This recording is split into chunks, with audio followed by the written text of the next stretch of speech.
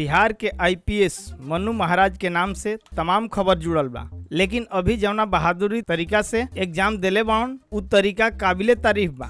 कुछ दिन पहले कुछ किडनैपर दूगो भाई के अपहरण कर लेले रहन। इ दोनों भाई के दिल्ली से पटना बुलावल गईल और इन लोग के किडनैप कर लिहल गईल और इनका के रिहाई खातिर 1 करोड़ के डिमांड कर देले और इनका के रिहाई खातिर 5 करोड़ के डिमांड कर दिहले।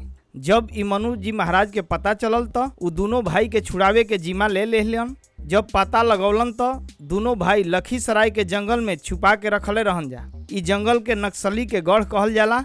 इहे कारण बाकी जंगल में खतरे से खाली ना होला जे उहवा जाला। लेकिन मन्नू जी महाराज अलग अलग टीम बनौलन और लगभग 100 पुलिस लेके ढूंढे चल दिहलन। मन्नू जी के साथ पूरा टीम जंगल में घेराबंदी बना लिहलस। मन्नू जी महाराज AK-47 लेके आगे आगे चलत रहन। जवना जगह पर अपहरण करता रहन पुलिस वहां पहुंच गईल और सरेंडर बोले के कहल गईल तो वहां फायरिंग शुरू हो गई। जवना में एगो अपराधी के गोली लागल तो सब किडनैपर भाग चलन और उ दोनों भाई सही सलामत बच गईलन। जवना के कारण मन्नू जी एक बार फिर चर्चा के विषय बन गिल बा। भोजपुरी के तमाम खबर जाने खातिर सब्सक्राइब करी भोजपुरिया न्यूज।